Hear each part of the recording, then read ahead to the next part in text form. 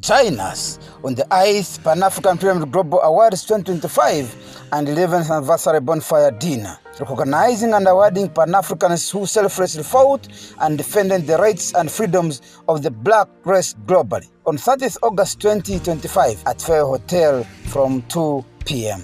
Dress code, strictly pub t-shirts or traditional stroke African wear. Theme, One Africa, One Passport. United States of Africa, USA. Book your dinner card now. Table for 8, 3 million. Platinum, 1 million. Gold, 500K. Silver, 400K. Bronze, 150K. Call 0757 342317 or 0782 342317 to book your dinner card online now. Umuntu ngumuntu ngabantu. I am because we are. Come, let's rekindle our roots. Africa, don't agonize, organize. Powered by Fairway Hotel, NBS TV, Afro Mobile, Lupa Radio Foundation, JJK, The Spy Uganda, Detective UG. What is assimilation in that case? What they are similar to what? There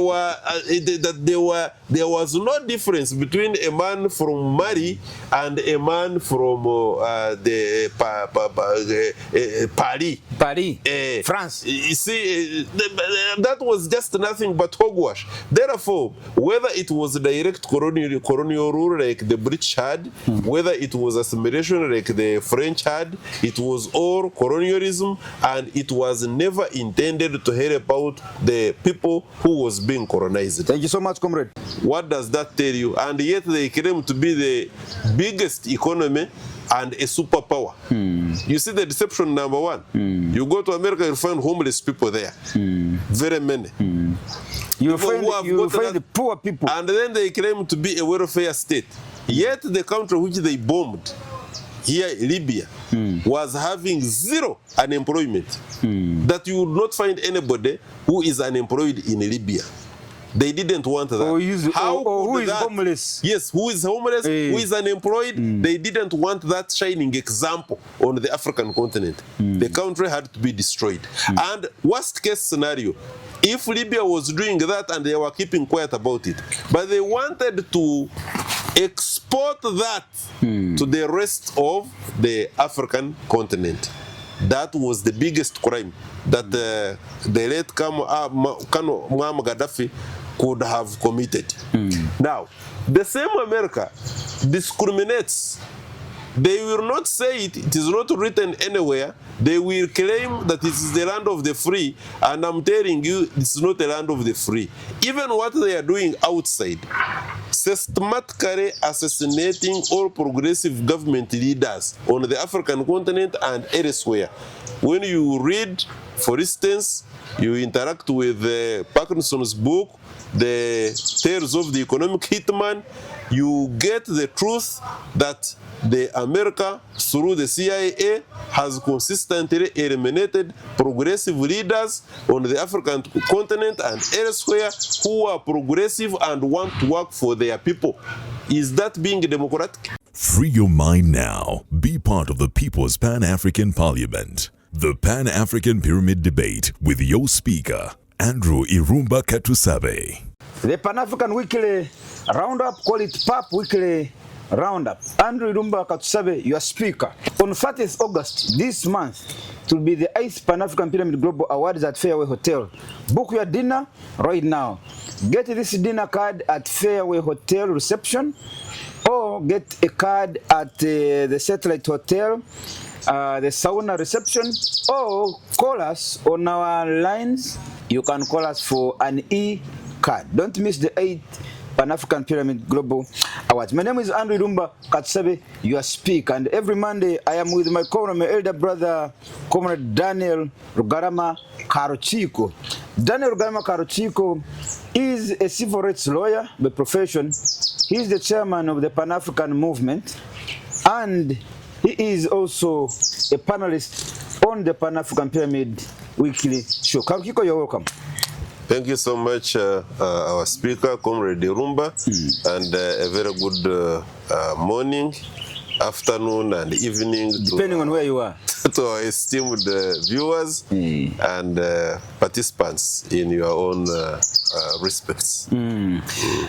We are proudly powered by the NBS Television, the Spy Uganda, Detective UG, and Satellite Hotel and Fairway Hotel. Comrade Rugarama, this morning we are led by our panelists here. Comrade Lisafri Thomas, our permanent panelist here, is in South Africa, Johannesburg, on a Pan-African assignment. And Comrade Professor Alenyo George William and philosopher Kasozi are also unable to join us this morning.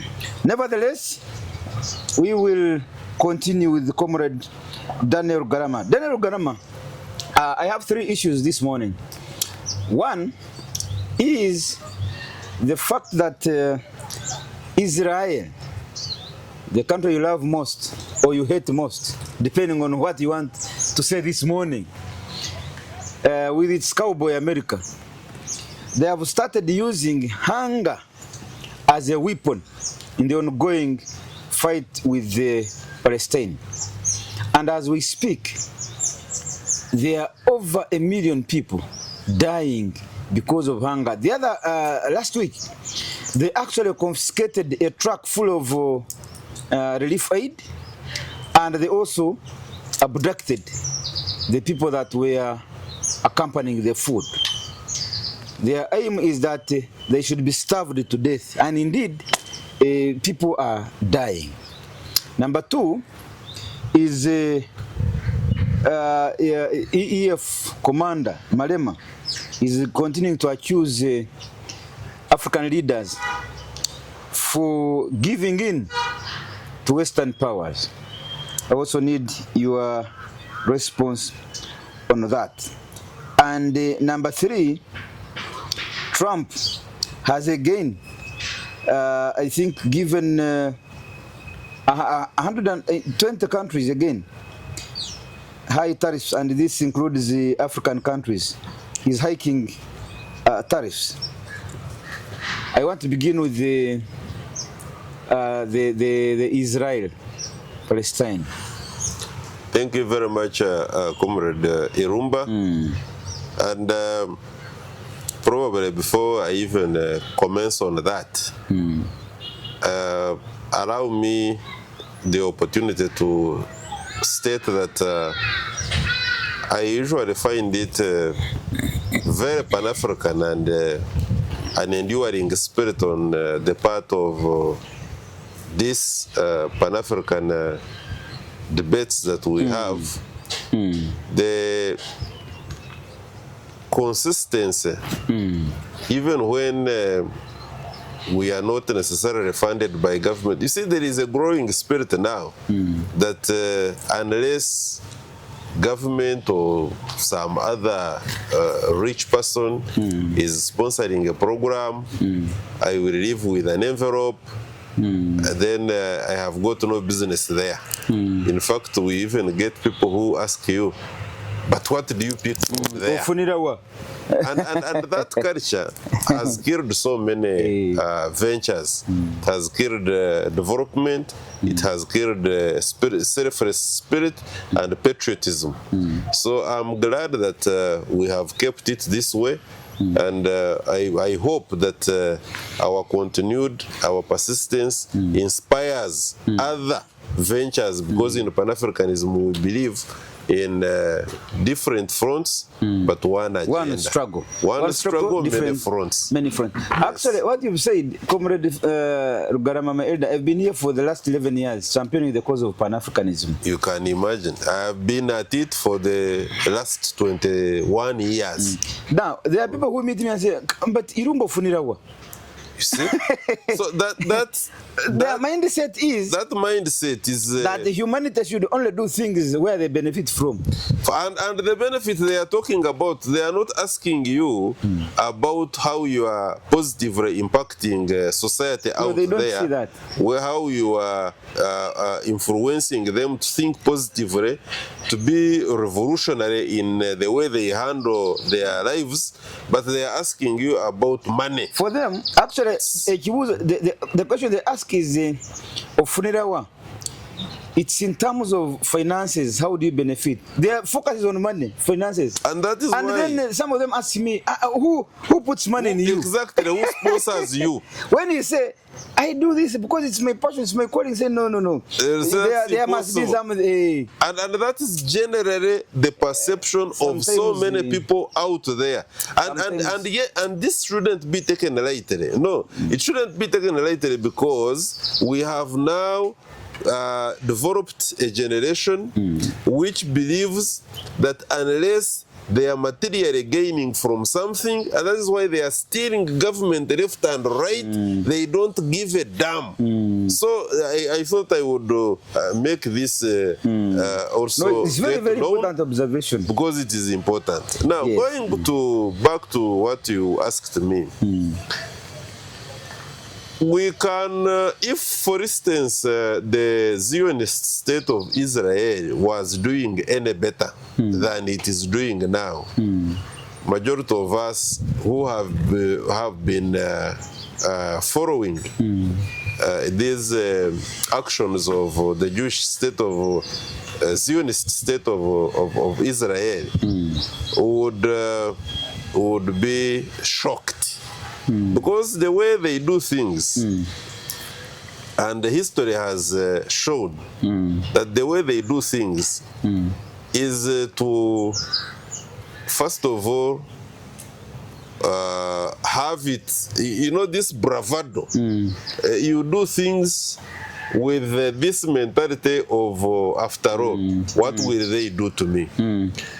For quite a very long time, the Zionist state of Israel, which unfortunately majority of our Christian brothers and sisters mistake for the God's chosen people. And they will tell you that pray for Israel and you will be rewarded. You will have these so-called important preachers globally.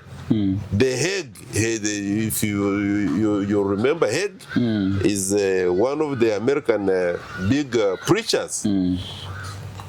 He's a Jewish, American Jewish, and there are also other associated preachers and other legislators in America and elsewhere, who what we call they are called these ones who drum up the support of the Zionist state of Israel. They are scattered all over the world, but in America it's the robust group. In America, it's such a huge group, including the mass media. Because if it is CNN, if it is BBC, if it is Channel What, if it is Fox News, all the major media houses in America and Europe, they drum up the support for Israel. And when you come to a media house like Al Jazeera, that one, they have got to chase it away, because Al Jazeera does not report from the Palestinian territory, which of course the Jews or the Israelis call their own territory. Be it West Bank, they were chased from there, and yet West Bank is not, at least from what we know, is not supposed to be part of the state of Israel. But the military state, the occupationists, the military state of Israel occupies the entire West Bank and controls the inflows and the outflows, just like they do in the Gaza Strip. Therefore, we know what the state of Israel has been doing in Gaza, or to the Palestinians, especially in Gaza Strip and the West Bank. For a very long time, they have denied them access to clean water. They have denied them medicines. They have, without invitation, at will, entered the Gaza Strip prior and they have killed children, they have killed women, they have denied the Palestinians in Gaza Strip food, because you remember, even before the so-called the Hamas attack on the Zionist state of Israel, still there was a blockade, an economic blockade. There was no electricity. It had been cut off in all the major hospitals, in the streets and homes of the Palestinians in the Gaza Strip. There was no food that was being allowed to enter. There was permanent curfew. In Gaza Strip, permanent curfew to check on how the Palestinians were behaving. But after the so-called Hamas attack, is it what 11? Something like, you know, the way they copy their things is like that attack that happened on the United States of America, economic economic tower. So it is the same thing when they happened to it happened to them. Although we don't know the extent, because they are the ones who are controlling the media, there is a likelihood that they could have even blown it out of proportion to justify what they are right now doing in the Gaza Strip. Therefore, they have now reached a degree, and this was expected, because there is no way the people who hitherto were doing all manner of atrocities against the human rights, the internationally recognized human rights. What is happening and for a very long time in Palestine, by the occupationist forces of the state of Israel, is nothing but clear apartheid, probably at an advanced level than what was happening in South Africa. And no wonder that the Republic of South Africa was the very first country knowing what it feels like to be subjected to that nature of apartheid, that took the Zionist state of Israel to the International Criminal Court. As we talk, me and you and those who care to know should know that indeed the Minister of Defense, the Prime Minister of the Zionist state of Israel are on the wanted list because they have got arrest warrants issued by International Criminal Court.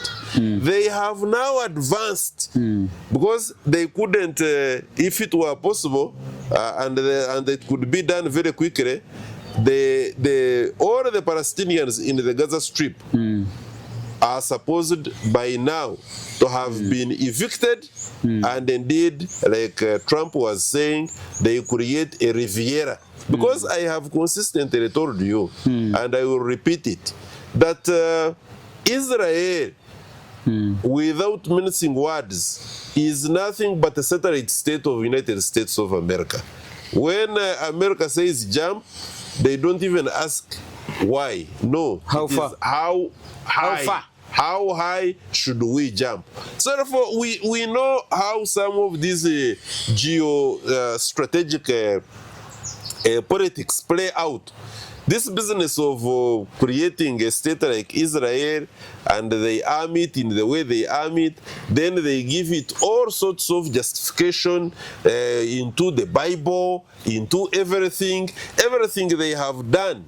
They have always justified it against the Bible, to the extent that some of us who sometimes wants to believe that we are Christians, although knowing God does not necessarily mean that I must be a Christian, but at the point that, okay, I am a Christian, if my Christianity must resonate and rotate around the Israelites, and knowing that these are the chosen, God's chosen people, as they want to call themselves, to that extent, as I must validate myself against the wishes and aspirations of the Israelites as God's chosen people, and that I must pray for them in order for me to be blessed. That particular God is not my God. I dissociate myself from that particular God, and I want to call upon those who really truly They will not know God Whether they want to believe me now, I don't mind, because they will believe me in the future. Those who truly believe that there is a God, like I do believe that there is a God, certainly who is not white, that is for sure, and who cannot be having And certainly this, who is not black, maybe. he is certainly black, because even if we went to science and you find that the first people to be created were black, and that is even the science of the whites.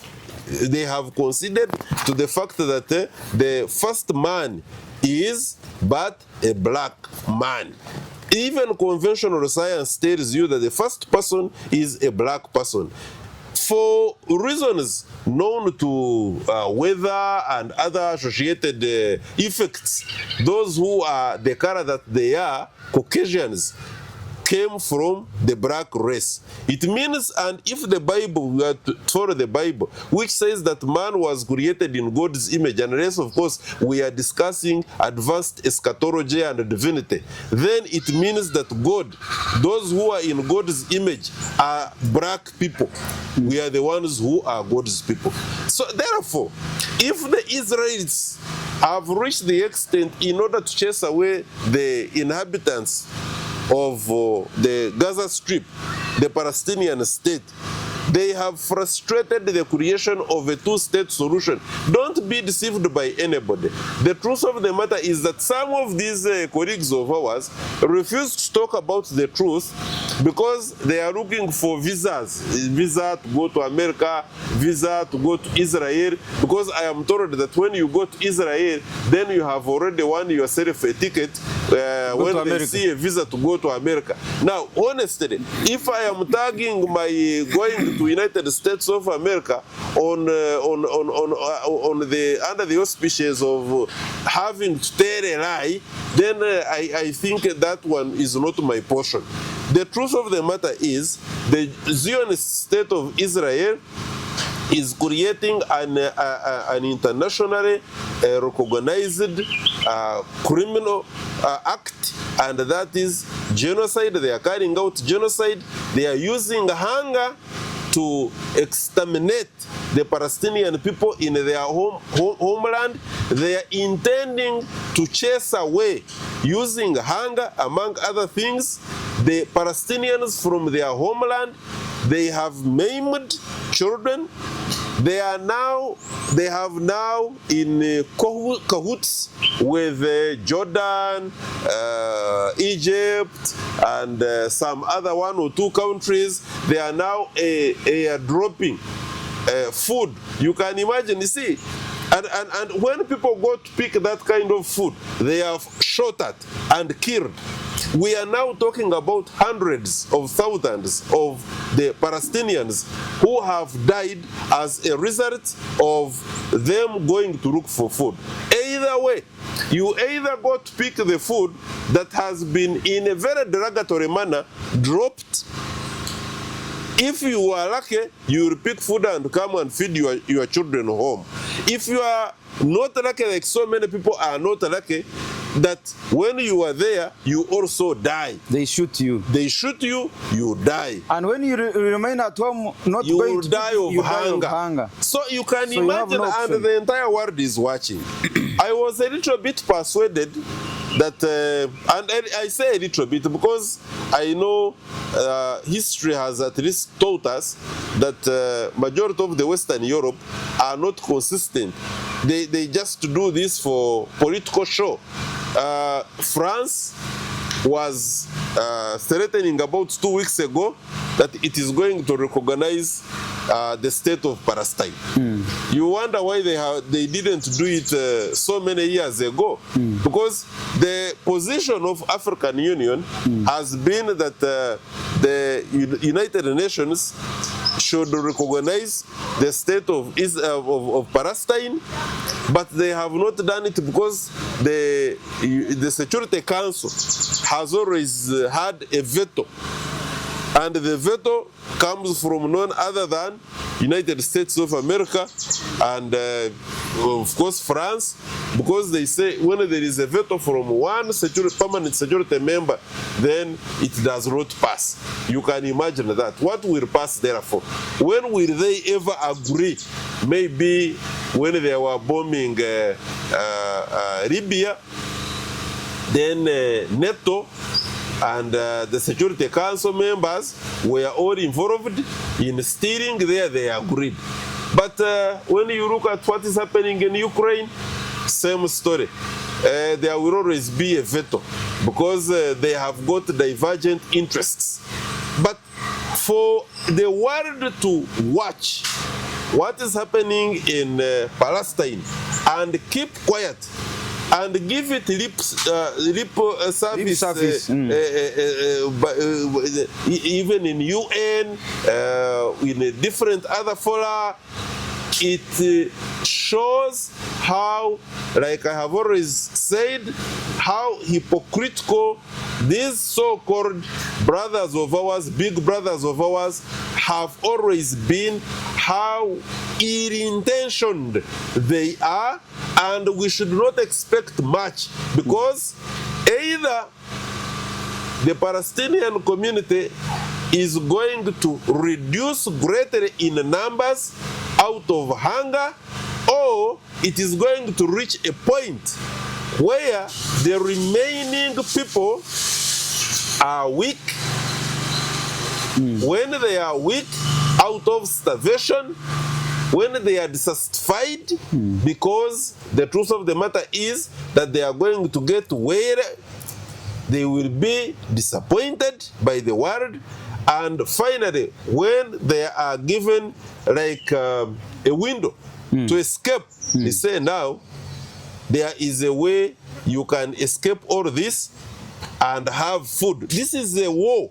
This is a food war, whereby they subject you to hunger, and when you are malnourished, when you are constantly subjected to this kind of trauma, later, at your very weakest, they make a proposal that you can now find safe haven in some other country.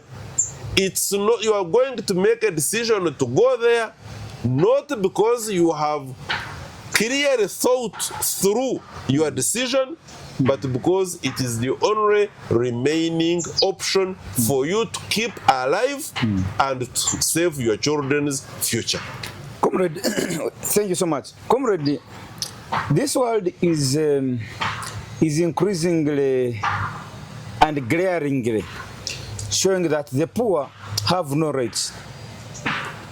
America, that knows, and Israel, that it's a crime, it's a big crime to starve somebody.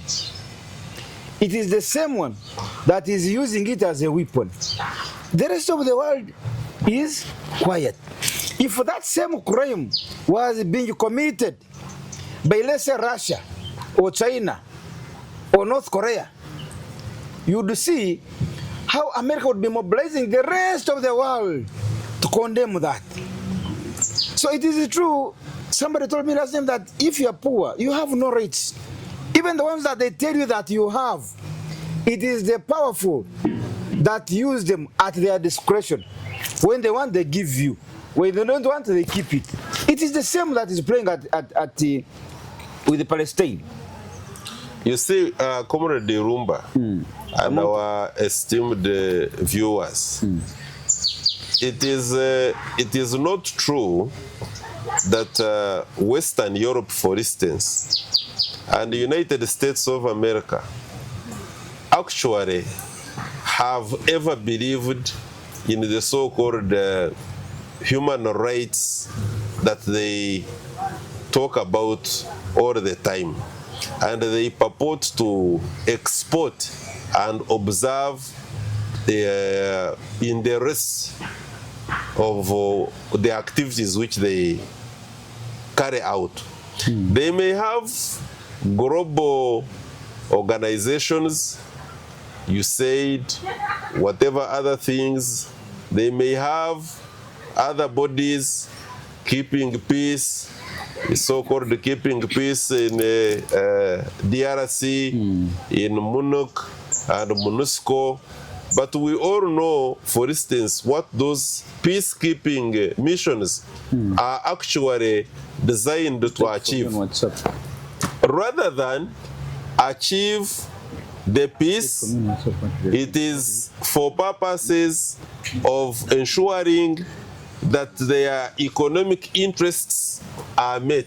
And this is what is happening in DRC, and this is what has been happening in DRC. Because DRC contains the two peacekeeping, UN peacekeeping missions, and they are the most funded, and you would therefore imagine that the DRC has a lot of peace. But instead, it is the beehive of all manner of rebel activities. And to show you that this was just hogwash, just recently, Trump, through his people, signed the so-called Trump Accord, was it an accord, in the White House, purporting to bring peace between the M23 and the government of His Excellency Tshisekedi. But we all know the intention is to start competing for the rare earth minerals because they have failed now to extract the same in the Ukraine, country called Ukraine, because of the presence of the military activities by Russia. And they wanted to get a substitute and claim exclusive rights. What is also very critical is that, why do I say that the so-called Western Europe and the United States of America epitomes of democracy are actually nowhere near the democracy that they talk about? Is because of history. Why should we believe that a country like France, which went into West Africa, got more than 14 countries, put them under the so-called assimilation, signed purported when they were leaving, because they never left. First of all, the French kind of colonialism was assimilation. The deception that actually the French were as the one and the same as the people they were colonizing. But we all know how a country called France looks like, and all the French West African countries look like even today. So what is assimilation in that case? What they are similar to what? There was no difference between a man from Mali and a man from Paris, France. You see, that was just nothing but hogwash. Therefore, whether it was direct colonial rule like the British had, whether it was assimilation like the French had, it was all colonialism, and it was never intended to help out the people who was being colonized. Thank you so much, comrade. Therefore, Comrade Irumba, a person that participated in slave trade, because the English participated in slave trade with those whoever helped them in trading in human beings. How do we trust somebody who participated in trading in other human beings here on the African continent, whether it was done by the great-grandfathers? You see, and then we have a problem. We have a problem of people who shy away from history. We do not want to accept, and because there are arguments, especially from these ones that have tested the kind of education that they claim that they are actually very highly educated, and they are able to discern, see through some of these things. Majority of our conventional products of our conventional education system have got a very serious problem of shying away from the truth. How do you trust somebody whose great-grandfather participated in slave trade? His father or partly came and participated in colonialism for a very long time, and now they are the masters of neocolonialism. that these people have got, those people they subjected to colonialism, slave trade, that all of a sudden, and brought all sorts of things, including the so-called Christianity and or this other mess of different religions that were not African. Christianity is a mess. It's a complete mess, because you remember, even when Leopold II, the one who colonized DRC, then Congo, when he was writing to his people, his agents, he told them that make no mistake, the people I have sent you to actually know God, and they have their God. All you need to do is to divert them from looking at their natural resources and show them our God. Package our God in such a manner that you tell these Africans that actually their wealth is in heaven. The Congolese. Yes, their focus. The wealth is not in Congo. No, it's but not in in Congo, it is in heaven. Their focus in the seminaries you are going to set up should be on training young men not to give respect to their fathers, to their uncles, to their aunties, to their superiors, people who are aged, but you break the cultural settings and you focus these people who are going to shape the future of DRC. You reorient them into our thinking, and this is what they did, and they continue to do. They didn't stop it then; they continue to do it even now. That the moment ideologically you are not focused, you do not appreciate the fact that it's incumbent Harvard, MIT, Oxford, Yale University, and then they come back. Those who come back and we deploy them into our own Bank of Uganda, our very own private sector, this banking sector, our own government ministries of agriculture, etc. Majority of them who are not again reintroduced or who are not Pan-African brands, what they are going to implement will be nothing but the interests of the imperialists. And that is why we are in a cycle. We are in a vicious cycle of the interests of the white man. The people who are implementing the so-called programs to deliver our continent from the shackles of imperialism are imperialists themselves. They are only dark in skin, but they do not have our country at heart. Thank you so much. Comrade, the US President Trump has imposed new tariffs on 20 African countries, set to take effect in 7 days. African nations not on the list will keep the 10% baseline tariff announced in April this year. Algeria, Libya, and South Africa top the list with the highest tariff rates now. Tensions between the US and South Africa have escalated after Trump accused the country of discriminating against its white minority, a claim strongly denied by President Cyril Ramaphosa. Beyond Africa, countries like Laos, Myanmar, and Syria face tariffs above 40%. Your comment. You see, use 5 minutes on this one. It is we'll very, go to another one. It is very unfortunate. For I don't know. I do not want to claim to be a great economist, whatever that means anyway. But the truth, I have been following all the shapers of economic policies or the United States of America. I have followed the Professor Jeffrey Sanchez. Is one of the renowned economists. He has been an advisor. He still advises different countries on economic policies.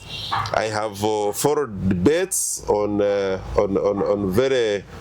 this economic policies by Trump, especially with his tariffs. The country you didn't mention there is like Brazil, for instance, has now threatened that if he has not even implemented trade tariffs against Brazil, simply because Brazil, the current leadership, is trying a man who was a president of Brazil and who was a friend of Trump.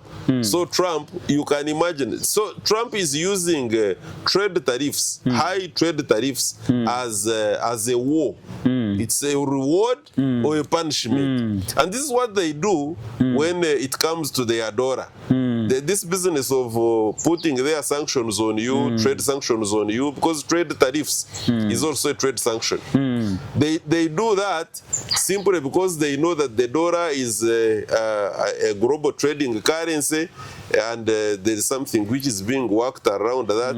It may not be so in the near future, but now they have used the dollar as a trade weapon, and that is why people are finding now alternatives. They are now weaponizing the currency. So therefore, for them to claim that, look,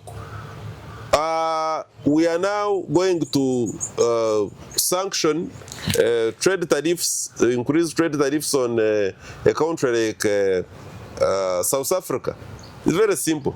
There is nothing that South Africa has done wrong. Absolutely not.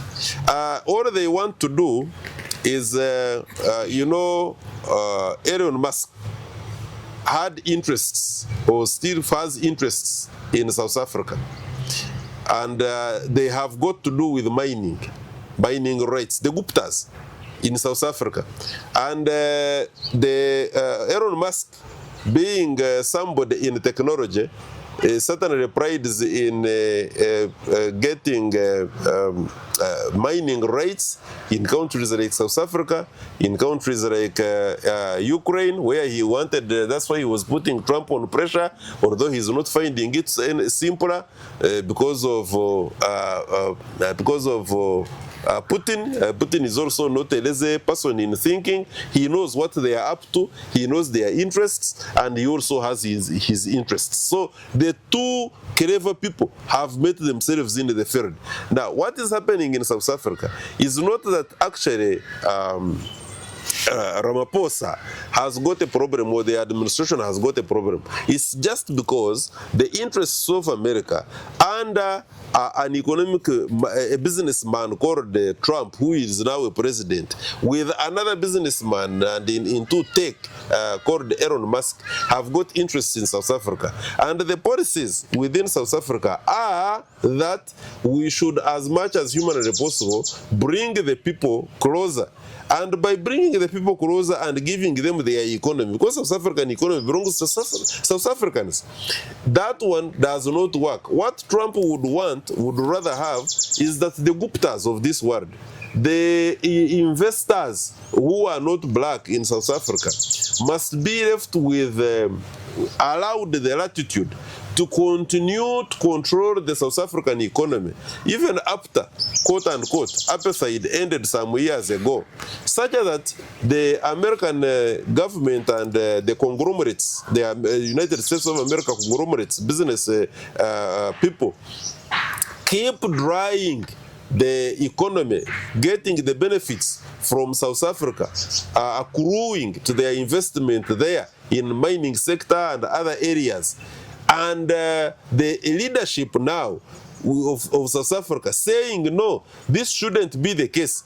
We have got to ensure that something is done for the benefit of our people, is what is creating the collusion. There is nothing like discrimination. So how can you accuse South Africans of discriminating when they are fighting for people who are far away from them, called the Palestinians, who they don't share color, they don't share religion, they don't share nothing, but they know what it means to discriminate against another person. And that is why they are fighting for the Palestinians. They were not even one single Arab country, if they call themselves Arabs, joined South Africa in taking the Jewish state, Zionist state of Israel, to the International Criminal Court. You see? So that should show you that anybody who is accusing South Africa of discrimination is either a very dishonest person or simply doesn't know what he is talking about. But is Trump a human being or is a robot? Because, no, wait, the way he thinks, the Trumps came to South Africa 114 years ago They killed the natives of South Africa. Yes. They took over their land. They maimed them. They raped children and girls. They killed them. They took over their land. After 114 years, the chunks of land that each white man took over, they have failed to occupy it. Meanwhile, the native South Africans even lack where to dig food for consumption. They are put in Bantustan. Now, the concentration someone camps. comes, you came and killed my relatives. Me, the great-grandchild, have come and said, okay, you took over our land after killing my great-grandparents. I'm not going to do the same. I am going to use civility. I'm going to Parliament to use Parliament to pass a law to allow us to acquire some little land from what you stole. And the land we are going to acquire is that which you have not used for the last 114 years. From the big chunk of land that you stole, I am going to leave with you the portion that you have used, even when you know how you got it. But that's not for today. What I want today is for me to be able to get some small land where I can dig my food for consumption for my home. Trump has never condemned what happened 114 years to native South Africans. He is condemning South Africans for going to Parliament to use civility, to use civil means to acquire some land for themselves to survive in their own land. And now, you don't end there. You even go to your country and you want to hike tariffs as a punishment. You are continuing the punishment on the natives that you killed some time back. Now from there, you want to say you are correct, they are wrong.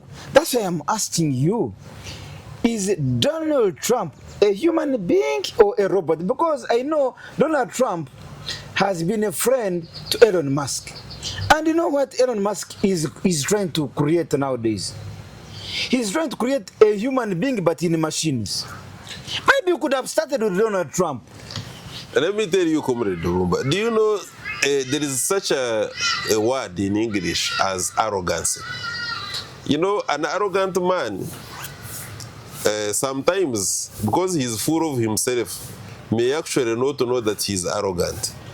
And the policies, the American policies, the European policies, are policies that exhibit the true indicators of an arrogant society. There is no way you can fail to appreciate the fact that Trump, just like, you know, other leaders may not have necessarily said it.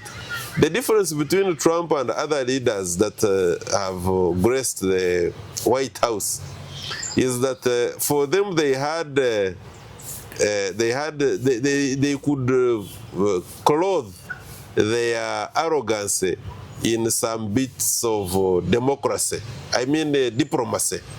But the truth of the matter is that they are all arrogant. Now the difference is that Trump shows you clearly that he is an arrogant man and he does not have to hide it. It was all along. The United States of American foreign policy has been an arrogant policy. And Trump just ices it. It's like icing on the cake. Ices it by clearly bringing it in your eyes and showing you that here we are arrogant, and this is what we desire to achieve. So what he's doing is not that he's the first to do it. No, others have been doing it, but they have been doing it, clothing it in some bits of diplomacy. The truth of the matter is that the policy, the foreign policy of the United States of America, the foreign policy of Western Europe is an arrogant policy towards Africa and the rest of the rest of the economies they consider to be weaker. The only way you can get out of their grip is what China did, is what these other tiger economies in Asia are doing. They slowly get out of them. But I can assure you, even in the tiger economies, the economy like South Korea, without America, the South Korean economy would collapse just in less than 1 year, because it is America that provides 100% market for their electronic industry products and other related sectors.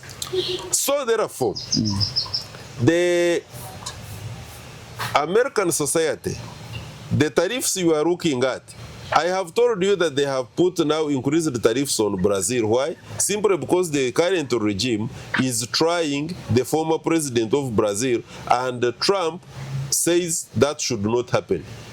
When they said, but we are exercising democracy here, this is a sovereign country, he said, okay, I can now. They are putting tariffs or the economic embargo on Cuba. Why are they doing it? Not that Cuba is actually, they even listed it as a terrorist state. But the truth of the matter is that Cuba is not. What is happening is that Cuba has consistently lived without, even when they have been for the last 60 years under the economic embargo of America, and they have now increased. They have said that economic embargo is not enough. Let us also put you on the list of terrorists. And they know very well that they have got no justification, because consistently, when it comes to voting in UN, all the rest of the world vote that the economic embargo, American economic embargo on Cuba should be lifted. They have put sanctions, economic sanctions on Russia. Why? Truth of the matter is that they have got no reason to do it. Simply because this is the arrogance we are talking, the big brother syndrome. The arrogance that for us, we are big and we can do what we want to do. They have put sanctions on the Republic of Venezuela. Why? Simply because Venezuela says we choose to work with whoever we feel like we want to work with for the benefit of the people. The oil sector in Venezuela, and Venezuela arguably has got the best and the deepest oil wells in the world, is going to be given to those people we think can better cooperate with us, and we explore and exploit the resource for the benefit of the people. America doesn't want that. It only wants that it is given exclusive rights and they do what they want to do with the natural resources of Venezuela. Because Maduro says no, he becomes a dictator and he must be removed either covertly or overtly. That is United States of America for you. Therefore, do they have any credentials, democratic credentials, human rights credentials to show the rest of the world? My answer is nil. They are as vulnerable. Nil, you mean zero? Zero. They are as vulnerable as anything when you subject them to critical thinking and analysis. You know, this reminds me of what we also discussed a little bit last week. This outright exposure of their ignorance and their arrogance. When Trump sat one day in America and said, these are mad people, these are stupid people, these are rapists, I think they don't deserve to live in America. Where do they deserve to live? And these are not Eswatinis. But he says, I think they can live in Eswatini. He's our little country there where we can do anything. And he calls the Eswatini and says, please, we are sending you these mad people from America. We don't want them to live on our land, our whole land. You make your price there. Tell us your price. They're on the way coming. They're on the chopper. They're on the plane coming. You see that kind of arrogance? That you, the very children you have produced, after you've trained them to be rapists, to be non-useful, you find another person's home and you say, send these people to Irumba. But Irumba, you can make your price. How much are you going to keep these mad people for me? Really? Now, really, Comrade Rugarama? Let me also add this. Really? If anybody... America is the same that says people have they should have their freedom. Okay, they have used their freedom to start enjoying cocaine, marijuana, and so on. Now, after turning against you, your interests, you say, Eswatini does not allow what America allows.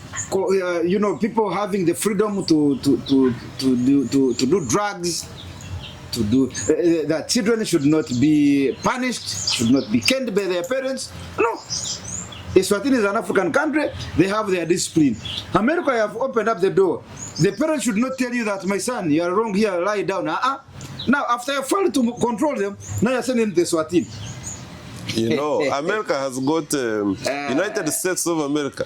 I was telling you last time that when you say America, even the Americans themselves, because people in South America are Americans, they will get offended. So let's be specific. The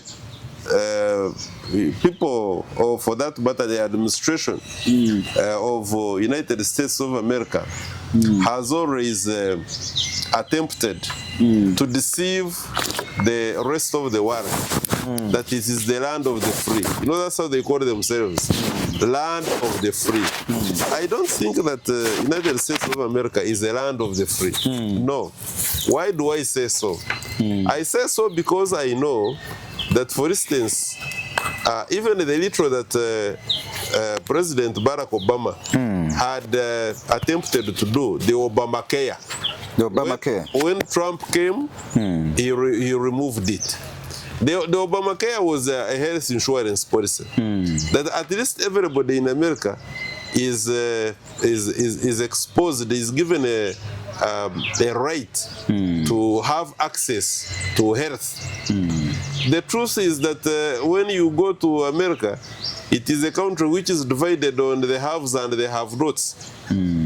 America has got well over 25 people who are homeless. It is a society. What do you mean 25 million people. Okay. 25 million people are homeless. They have got absolutely zero where to sleep. Do you know what that means? In a population of about 300 million people, you have 25 that were million. over 25, the number could have even increased now to 30 something. They are homeless. They absolutely have zero place to sleep. What does that tell you? And yet they claim to be the biggest economy and a superpower. You see the deception, number one. You go to America, you'll find homeless people there. Very many. You find the poor people. And then they claim to be a welfare state. Yet the country which they bombed, here Libya, was having zero unemployment. That you would not find anybody who is unemployed in Libya. They didn't want that. Who is homeless? Yes, who is homeless, who is unemployed. They didn't want that shining example on the African continent. The country had to be destroyed. And worst case scenario, if Libya was doing that and they were keeping quiet about it, but they wanted to export that to the rest of the African continent. That was the biggest crime that the late Muammar Gaddafi could have committed. Now, the same America discriminates. They will not say it, it is not written anywhere. They will claim that it is the land of the free, and I'm telling you, it's not the land of the free. Even what they are doing outside, systematically assassinating all progressive government leaders on the African continent and elsewhere. When you read, for instance, you interact with Parkinson's book, The Tales of the Economic Hitman, you get the truth that the America, through the CIA, has consistently eliminated progressive leaders on the African continent and elsewhere who are progressive and want to work for their people. Is that being democratic? Are you therefore upholding the so-called acclaimed global international human rights principles? Are you being democratic in any sense? Health insurance, even in your home country, you are discriminating.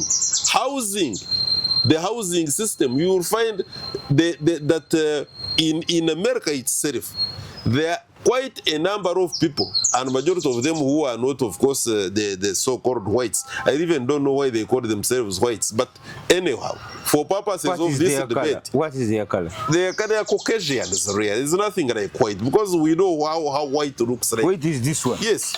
But do you have any human being who looks like this color? Actually, white is your color, is your shirt here. Do we have any person who looks like this? They are just Caucasians, but anyhow. But they call you black. Black is this one. Are you And like I this? disagree. I disagree. We don't have anybody, and even if by the way we are black, it is something to be very happy about. They use it derogatory, in a derogatory manner, such that when you are black, and that's why we are fighting very much, because we are not confident of ourselves. We are fighting very much. The African continent, you will find our women wanting to breach themselves, and they have consistently, let me tell you, that what the white man has done is something that we in the Pan-African movement need to work on seriously. If we have been at 70%, we need to increase our efforts, because look, we are talking about a society, I'm telling you, the American society, that discriminates on health. It discriminates in housing, to the extent that they even have some, without even saying it, you cannot go to Beverly Hills, whether you have money or not, as long as you are not the Caucasian, you are not white, you can't go and sleep in Beverly Hills. Hey. Even if you had the money and you made an application to purchase their property, they will deny you. Hey. There are some other areas apart from Beverly Hills where it is exclusive. It's apartheid actually, but they are not going to mention it. They call it land of the free. You will find a situation whereby even in employment, you will go to police and look at proportionately how many blacks, for instance, are in the police. And even when they are there, but they will get one example to deceive you. This is a policy which we call tokenism. This is what they do in that country, which they, by the way, grabbed from their natives. There is nothing like these ones who are there, that they are the Americans. Which Americans? We know where they came from. There were criminals in different parts, from Britain, France, where they all went there. This Trump, his grandfather, when he went to Germany, he was given the certificate, birth certificate of his grandfather. They were from Germany, and they went there. But they now claim, and they tell others that you came to our country. Why don't you go back somewhere else? Shamelessly, Trump actually is sending back are aware of their own history. Because some of them, and majority of them, those Caucasians, if they, for instance, something happened, and I wish it does, and they were all told to go back, at least these ones, they claim to be Africans, they can come here and they will mingle with us, and they will be one and the same with us. For them, where will they go? Europe. And they cannot speak English, I mean French, they cannot speak, because you see, Europe is highly classed. Why? The French are largely French. Now you are from... the Germans are largely Germans. Germans are Germans. Hey. Now for you, Trump doesn't know any word in German. You will come to German and do what? You see, you will be discriminated against, then he will test the real medicine of what he is giving others. Therefore, point I am making is that we have got a very big problem whereby we believe that the United States of America is actually capable of dispensing justice to the rest of the world. What they claim to be is not what they are. And I do not need to be a Jewish prophet or an African great sayer to see that what the United States of America administration, the occupiers of the White House, the occupiers of the Pentagon, they have got their way of doing things, and they hold the rest of the world hostage. It is now, we are getting a relief now in the creation of the BRICS, whereby we have got an alternative force which is checking on the excessive and abuse of power by United States of America. And we pray that they continue saying that we can get the breathing space. Otherwise, they are taking the rest of the world, including their creation of satellite states in Asia, in the so-called Middle East creation, because they are the ones who created Israel, such that they can check in the on the activities of what is happening in the Middle East by other global power players. Okay, fine. South Africa's economic freedom fighters, EFF party leader Julius Malema has criticized African heads of state for their submission to the Western powers, particularly the US. Malema criticized President Cyril Ramaphosa's recent visit to Washington, D.C., claiming it was primarily focused on EFF discussions rather than matters of national or continental interest. He also dismissed Trump's global tariffs as irrational and urged African countries to cut ties with outside influence, warning that continued dependency on Western powers would undermine Africa's dignity, sovereignty, and long-term development. I agree with Malema. You see, Julius Malema may have, because we are not looking for angels, when we are here on planet Earth, as human beings, we have our limitations. And Julius Malema, when he supported LGBTQ. Yeah, we disagreed with him. Whatever, and you see, what is interesting is that the leadership, the ANC leadership in South Africa, actually also supports the LGBTQ. Very interesting. Because of the money, they are interested in money. But I want to comes believe with money. That that is not in their heart of hearts. They know that that is not African. It's wrong. But for other reasons, they support. Now, what Julius Malema is talking about, over-reliance on Western Europe, United States of America, is a very big problem. For them to keep telling us how to run our governments, how to run our economies, is a very big problem. And we need to break that curse. The truth of the matter is that for a very long time, Africa is a cartoon to so many center powers. Because if, for instance, it is United States of America, they will summon all the African leaders to go to Washington. If it is Russia, summon all the African leaders. If it is China, all the African leaders, Beijing. I think China, India also has someone. So at the end of the day, when shall we ever say, look, Trump, we are also calling you. We are summoning you.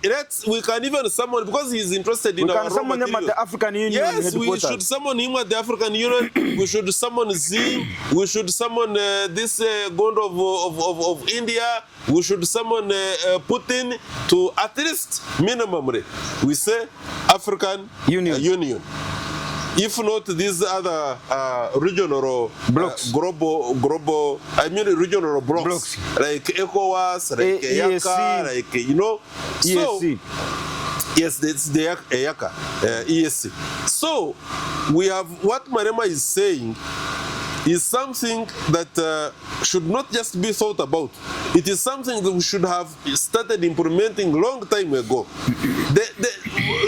His claim is not that we should be, we confuse the two. This business of thinking that by saying let's be independent, that we mean let's not work with others. No. Cooperation is important. But dependency is a problem. And Malema is saying we can cooperate. All right. But we should point out our interests as Africa. And then when we are cooperating with you against our interests. We say this against this, we are going to cooperate with you. For instance, if it is mining, because we know for the fact that we are the richest continent in terms of natural resources. So if we are cooperating with you, we should define how to cooperate with you. Not to cooperate with you on your terms. This business of tariffs and what have you is arrogancy to show that we are actually, we are weak, and therefore you can dictate whatever you want to dictate and we work on it. We are about 70% arable Africa as a continent. We have got the freshest waters, we have got the most fertile soils, meaning that even if we closed our continent, the rest of the other continents can survive on us because we can grow virtually anything on the African continent. When we are cooperating with anybody in terms of agriculture, and the African Development Bank projected that by 2040, the continent that will be having an advantage over others in terms of agriculture will be the richest continent, meaning that we are geared towards being the richest continent, just merely on the account of agriculture. But are we being, if we do not work towards it, it will just remain a projection.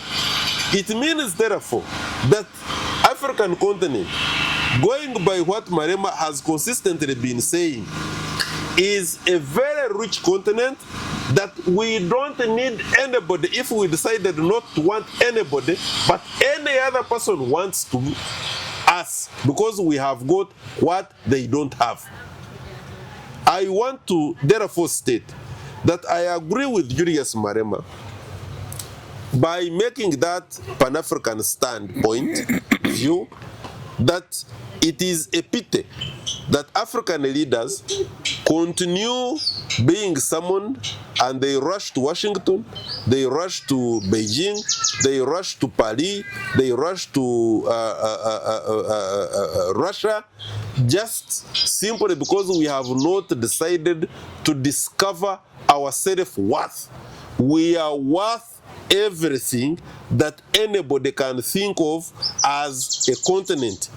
We are a stand-alone if we decided to, because everything that makes life is here on the African continent. Thank you so much, comrade. And on that note, we have overshot our time. Comrade Daniel Rugarama Karuchiko, it's always a pleasure having you. Thank you so much, brother. My name is Andrew Rumba Katusabe with Daniel Rugarama Karuchiko. Daniel Rugarama is a civil rights lawyer and is also the chairman of the Pan-African Movement, Uganda chapter.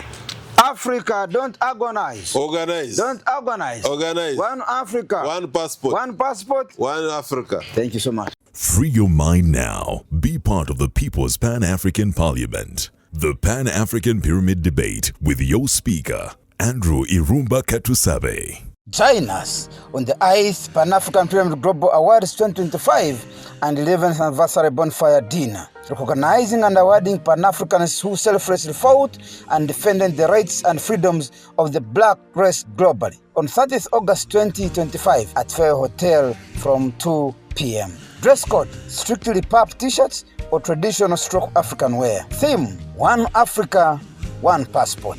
United States of Africa, USA. Book your dinner card now. Table for 8, 3 million. Platinum, 1 million. Gold, 500K. Silver, 400K. Bronze, 150K. Call 0757 342317 or 0782 342317 to book your dinner card online now. Umuntu ngumuntu ngabantu. I am because we are. Come, let's rekindle our roots. Africa, don't agonize, organize. Powered by Fairway Hotel, NBS TV, Afro Mobile, Lupa Radio Foundation, JJK, The Spy Uganda, Detective UG.